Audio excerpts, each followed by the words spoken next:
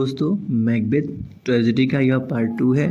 अभी तक मैकबेथ के बारे में चुड़ैलों ने 3 भविष्यवाणी की थी। इसके बाद की बात हम करते हैं। मैकबेथ अभी भी चुड़ैलों की बातों के बारे में सोच ही रहा था, तभी बैंको उनसे पूछता है, अगर तुम मैकबेथ का भविष्य बता सकते हो तो मेरा भी बताओ ना। तीनों चुड़ैलें बैंको की तरफ देखकर रहस्यमय अंदाज में कहती हैं, तुम मैकबेथ से कम भी हो और उससे बड़े भी। तुम खुद कभी राजा तो नहीं बनोगे, लेकिन तुम्हारे आने वाले वंशज स्कॉटलैंड के राजाओं की पीढ़ियां बिता देंगे।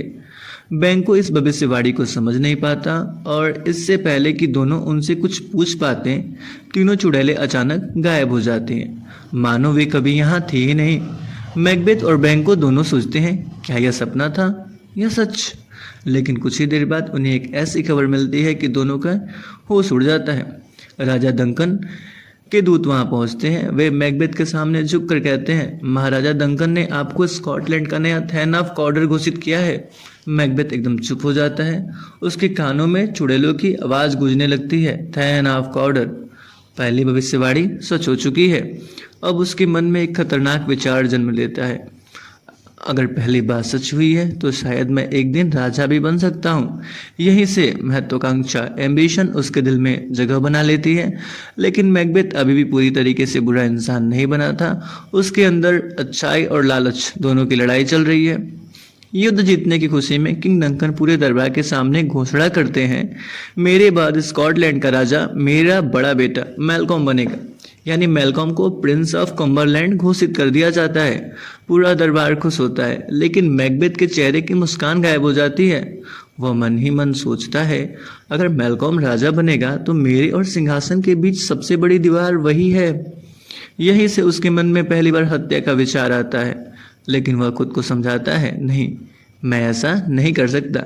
लेडी मैकबेथ को लिखा गया एक पत्र। आगे की कहानी है। मैकबेथ अपने महल इन्वर्नेस कैसल लौटता है। वह अपनी पत्नी लेडी मैकबेथ को एक लंबा पत्र लिखता है। दोस्तों, पूरी कहानी में मैकबेथ की पत्नी को लेडी मैकबेथ कहा गया है और बहुत सारी स्कॉलर्स, राइटर्स और क्रिटिक्स इन्हें फोर्थ विच भी कहते हैं, यानी कहानी की चौथी चुड़ैल। आगे सुनते हैं।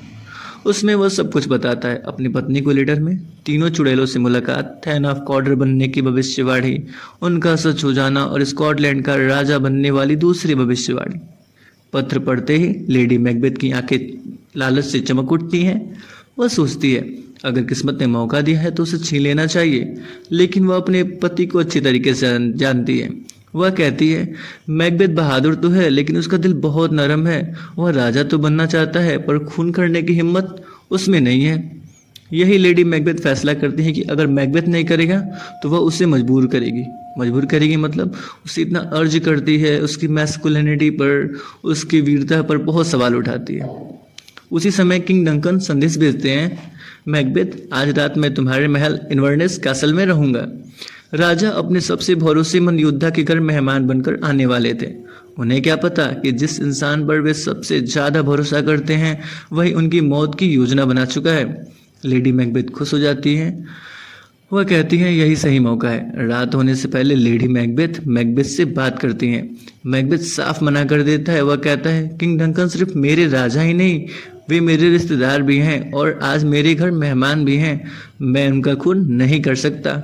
लेकिन लेडी मैकबेथ यही नहीं रुकती। वह मैकबेथ की मर्दानगी पर सवाल उठाती है। वह कहती है, अगर तुम सच में बहादुर होते तो राजा बनने का मौका नहीं छोड़ते। तुम सिर्फ सपने देखते हो, उन्हें पूरा करने की हिम्मत नहीं रखते। ये शब्द मैकबेथ के दिल में तीर की तरह लगते हैं। धीरे धीरे उसका लालच उसकी इंसानियत पर भारी पड़ने लगता है। आखिरकार वह कह देता है, ठीक है, आज रात किंग डंकन को निपटा ही देते हैं।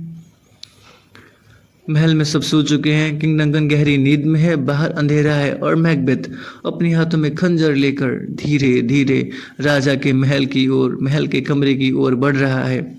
क्या मैकबेथ सच में अपने ही राजा की हत्या कर देगा या आखिरी पल में उसका ज़मीर जाग जाएगा?